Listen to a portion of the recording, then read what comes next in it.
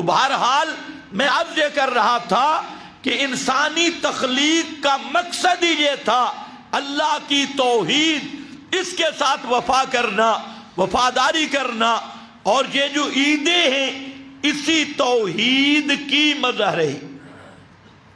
اس لیے مشرک کو اس عید پہ مزہ نہیں آتا، کیونکہ اس کی کمائی اتنی نہیں ہوتی۔ جو بدعات والی عیدوں پہ ان کو جیب تازہ ہوتی ہے، وہ اس عید پہ نہیں ہوتی۔ اس عید میں اللہ رب العزت نے ایک نماز کا اضافہ کر دیا، اور نماز یہ خالص توحید کا مظہر ہے۔ نماز شروع سے آخر تک پڑھو، اللہ اکبر سے لے کے سلام تک چلے جاؤ، پوری نماز میں خالص مسئلہ توحید ہے، پوری نماز۔ تو عید کے دن پھر تکبیرات ہیں، اور تکبیرات میں خالص توحید ہے۔ اس میں مسلمان کیا پڑھتا ہے؟ اللہ اکبر، اللہ اکبر، اللہ سب سے بڑا ہے، اللہ اکبر، اللہ اکبر، لا الہ الا اللہ، اللہ کے سوا کوئی الہ نہیں، لا الہ الا اللہ، اللہ کے سوا کوئی مشکل کشا نہیں، کوئی حاجت روا نہیں، اللہ اکبر، اللہ سب سے بڑا ہے، وَلِلَّهِ الْحَمْدُ، اور مشکل کشائی والی تعریف، حاجت روائی والی تعریف، داتا ہونے والی تعریف، پکارے سننے والی تعریف، اور اس کائنات میں تصرف کرنے والی تعریف، ما فوق الاسباب جاننے والی تعریف، ما فوق الاسباب سننے والی تعریف، للہ، یہ صرف اللہ کے لیے ہے۔ یہ شان کسی مخلوق کی نہیں، نہ زندہ کی نہ مردہ کی۔ یہ وہ نغمہ ہے ان عیدوں کا کہ آتے ہوئے بھی تکبیرات، جاتے ہوئے بھی تکبیرات، اور پھر نماز کے اندر، خطبے کے اندر، نماز کے اندر، یعنی گھر سے آپ چلیں توحید کا نعرہ لگاتے ہوئے، اور پھر واپس جائیں توحید کا نعرہ لگاتے ہوئے، نماز پڑھیں توحید کا اظہار کرتے ہوئے۔ تو جو مقصد تخلیق انسان اور تخلیق کائنات وہ خالص اللہ رب العزت کی توحید تھی، اسی کا مظہر ان عیدین کو بنا دیا۔ اسی مناسبت سے میں نے آپ کے سامنے سورۃ الاخلاص پڑھی۔ سورۃ الاخلاص ہر آدمی کو آتی ہے سوا آپ کے حکمرانوں کے۔ یہ سورۃ اخلاص، اخلاص کا معنی ہوتا ہے مانجھنا، مانج دینا، صاف کرنا، زنگ اتارنا، سیکل کر دینا۔ تو یہ سورۃ اخلاص کو اخلاص کہتے اس لیے ہے کہ یہ دلوں کے میل کو اتار دیتی ہے، دلوں کے زنگ کو اتار دیتی ہے، دلوں کی میل کچیل کو ختم کر دیتی ہے۔ اس لیے دل کی سب سے بڑی زنگ اور سب سے بڑا میل وہ شرک ہے اور کفر ہے، لیکن سورۃ الاخلاص کو اخلاص اسی لیے کہتی ہے کہ یہ دل کو توحید سے رنگ دیتی ہے، اور اس شرک والا زنگ اور شرک کے زنگ کو اتار دیتی ہے، اس لیے اس کو کہتے ہیں سورۃ الاخلاص۔ چند جملے ہیں، وقت بھی نہیں۔ ایک جملہ ہے قل هو اللہ احد، قل میرے محبوب اعلان کرو، اللہ احد، اللہ یکتا ہے، اللہ احد، اللہ یکتا۔ یکتا کا معنی اللہ جیسا کوئی نہیں، یکتا ہے، اپنی صفات میں یکتا ہے، اپنے کاموں میں یکتا ہے، اپنی ذات میں یکتا ہے، اپنے حقوق میں یکتا ہے۔ اللہ احد کا معنی اللہ یکتا صرف اکیلا ہے اپنی صفات میں، اپنی ذات میں۔ مطلب کیا ہے؟ اللہ کی صفت جیسی کسی کی صفت نہیں، اللہ کے کاموں جیسے کسی کے کام نہیں، اللہ کے حقوق میں کوئی شریک نہیں، اللہ کی ذات جیسی کسی کی ذات نہیں۔ اللہ احد، یہ اللہ رب العزت کا تعارف ہے۔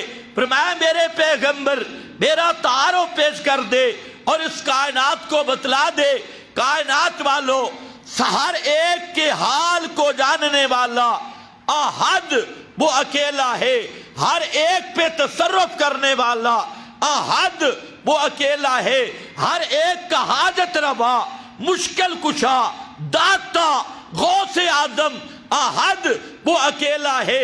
اس کے سوا اس کائنات میں کوئی غیب دان نہیں، کوئی حاضر ناظر نہیں، کوئی مختار کل نہیں، کوئی سمیع بصیر نہیں۔ اس کے سوا اس کائنات میں کوئی حاجت روا نہیں، کوئی مشکل کشا نہیں، کوئی پکارے دعائیں سننے والا نہیں۔ اس کائنات میں اس کی صفات کے اندر کوئی شریک نہیں، اس کی ذات کے اندر کوئی شریک نہیں، اس کے کاموں کے اندر کوئی شریک نہیں۔ قل هو اللہ احد اللہ الصمد، اللہ الصمد، اللہ نرادھار ہے۔ امیر شریعت سید عطا اللہ شاہ سے بخاری رحمت اللہ علیہ یہ جیل میں درس دے رہے تھے اور انہوں نے معنی کیا اللہ الصمد، اللہ نرادھار ہے۔ ایک پنڈت بیٹھا تھا سامنے، تو پنڈت جھوم گیا، ان کی نظر تھی، درس ختم ہو گیا، شاہ صاحب نے پنڈت کو بلایا، ادھر آؤ۔ پنڈت سمجھتے ہو نا، وہ ہندوؤں کا بڑا۔ شاہ صاحب نے پوچھا بھئی تو جھوما کیوں ہے؟ اس نے کہا آپ نے معنی زبردست کیا۔ نرادھار، آپ کو پتہ ہے نرادھار کس کو کہتی ہے؟ شاہ صاحب کہنے لگے آپ بتا دیں۔ کہتا ہے یہ سنسکرت کا لفظ ہے، سنسکرت زبان کا، اور نرادھار اس کو کہتی ہے وہ ہستی جو اپنے کسی کام میں کسی کی محتاج نہ ہو اور اس کے علاوہ کسی کا کوئی کام اس کے بغیر نہ ہو سکتا ہو۔ نرادھار وہ ہے کہ جو اپنے کاموں میں کسی کا محتاج نہیں اور ساری کائنات اپنے ہر کام میں اس کی محتاج ہے۔ یہ معنی الصمد، صمد کے 14 معنی مفسرین نے کیے، لیکن یہ جو معنی ہے نرادھار، یہ معنی فٹ معنی ہے کہ الصمد وہ اللہ وہ ہے، اور یہ صرف اللہ ہی ہے جس کا ہر کام بغیر کسی احتیاجی کے ہوتا ہے اور کسی کا کوئی کام اس سے بھیک مانگے بغیر نہیں ہوتا، اس کے علاوہ نہیں ہوتا۔ تو یہ ہے نرادھار۔ الصمد کا معنی ایک اہل عرب نے کیا الذی یصمد الیہ فی الحوائج۔ الصمد کا معنی وہ ہستی جس کی حاجتوں میں جس کو پکارا جائے، مشکلوں میں جس کو پکارا جائے۔ تو اللہ الصمد کا معنی اللہ ہی حاجت روا، اللہ ہی مشکل کشا، اللہ ہی داتا، اللہ ہی غوث اعظم۔ اور تیسرا معنی الصمد کا معنی کیا الصمد الباقی، معنی یہ ہوگا لوگو اللہ الصمد اللہ الباقی، اس کائنات میں ہمیشہ رہنے والا۔ یہ صرف اللہ، اللہ کے سوا کوئی بھی ہمیشہ رہنے والا نہیں۔ کل رمضان شروع ہوا، آج ختم ہو گیا، مہینہ گزرتے پتہ نہیں چلا۔ اسی طرح ایک دن آئے گا کہ ہم سارے دنیا سے گزر جائیں گے۔ پہلے لاکھوں آئے، کروڑوں آئے، وہ دنیا سے چلے گئے، اور یہ دنیا سے چلا جانا یہ رب کی توحید کی دلیل ہے۔ فرمایا کل من علیہا فان ویبقا وجہ ربک ذو الجلال والاکرام۔ اے کائنات والو، سب پہ فنا آئے گی، کل نفس ذائقۃ الموت، ہر ایک پہ موت نے آنا ہے۔ یبقا وجہ ربک ذو الجلال والاکرام، صرف تیرے رب کی ذات باقی رہے گی جو ذو الاکرام اور جلال ہے، جس کی اکرام والی صفتیں بھی ہیں، جلال والی صفتیں بھی ہیں، صرف وہ باقی ہے۔ کل شیء ہالک الا وجہہ، ہر چیز فنا ہو جائے گی، صرف اللہ کی ذات یہ باقی رہے گی۔ تو الصمد کا معنی اللہ الباقی، باقی سب فانی اور ہمیشہ رہنے والی ذات صرف اللہ کی۔ اسی لیے فرمایا توکل علی الحی الذی لا یموت، میرے پیغمبر اس زندہ پہ بھروسہ کرنا ہے جس زندہ پہ موت نہیں آتی، موت نہیں آتی۔ حتیٰ کہ امام کائنات حضرت محمد مصطفیٰ صلی اللہ علیہ وسلم پہ بھی موت آ گئی، اور اللہ نے پہلے فرما دیا میرے پیغمبر انکا میت و انہم میتون، کیونکہ کائنات پر موت کا آنا یہ دلیل ہے میری مشکل کشائی کی، حاجت روائی کی۔ اگر کوئی دوسرا بھی ہمیشہ زندہ رہتا، لوگوں میں شبہ پڑ جاتا کہ شاید یہ بھی حاجت روا ہے، یہ بھی مشکل کشا ہے۔ اللہ نے موت والی کمزوری لگا دی، اور جس پہ موت آ جائے الموت عجز خالص، موت اس کمزوری کا نام ہے، نہ آدمی اپنا ہاتھ ہلا سکتا ہے۔ مرنے کے بعد ٹائم اوپر ہو گئی ہے، مرنے کے بعد کوئی ہاتھ بھی یا ہلا سکتے ہو؟ یہ جھگڑے تو مولویوں نے بعد میں ڈالے نا، ابھی یہاں تمہارے سامنے جو بھی جس پہ موت آئے وہ اپنے آپ کو غسل نہیں دے سکتا، غسل دوسرے دیتے ہیں، کفن نہیں پہن سکتا، کفن دوسرے پہناتے ہیں، وہ جنازہ تیار ہے، اپنے جنازے میں شرکت نہیں کر سکتا، جنازہ دوسرے پڑھ رہے ہیں، قبرستان نہیں چل سکتا، چارپائی پہ دوسرے لے جا رہے ہیں، قبر میں داخل نہیں ہو سکتا، قبر میں داخل کرنے والے دوسرے ہیں۔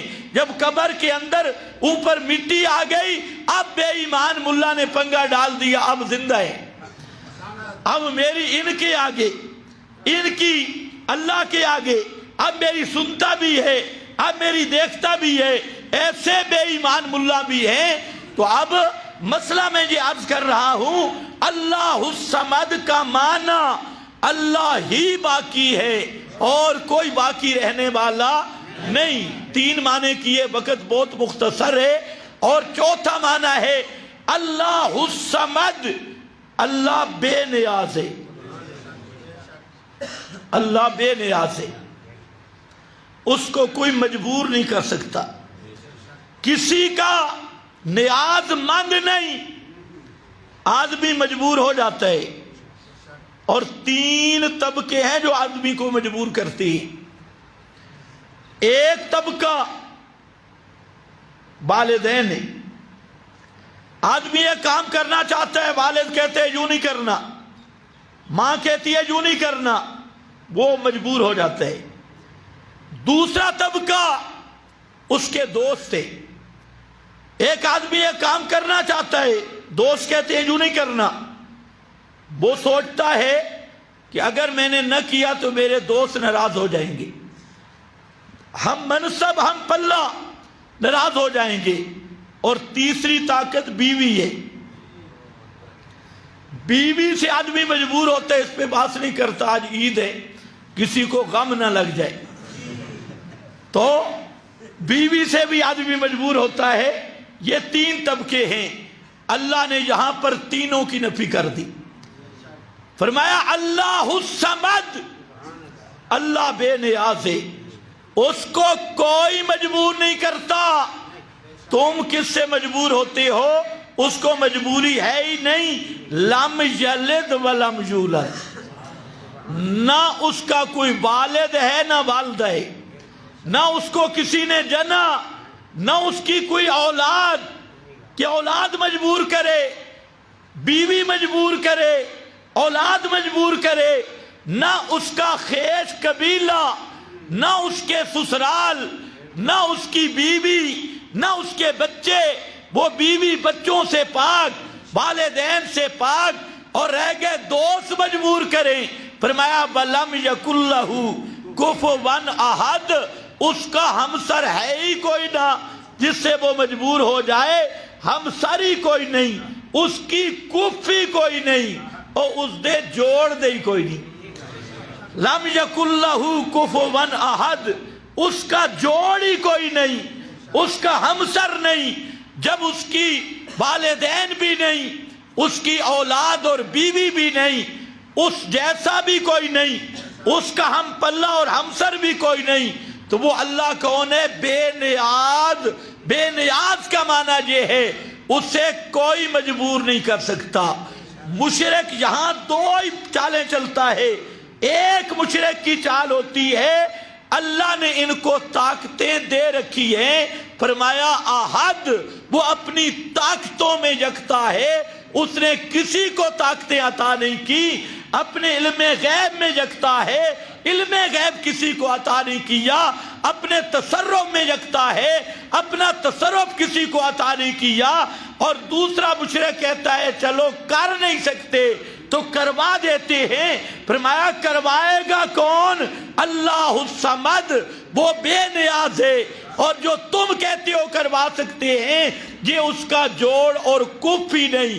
جب جوڑ اور کف نہیں، یہ سارے عباد مکرمون اس کے بندے ہیں، اور اس کے سامنے رونے والے ہیں، اس کے سامنے زاریاں کرنے والے ہیں، اور اپنے دامن پھیلانے والے ہیں، اور جو زاریاں کرتا ہو، جو دوسرے کے سامنے روتا ہو، وہ نہ کر سکتا ہے نہ کروا سکتا ہے۔ اللہ الصمد وآخر دعوانا الحمدللہ۔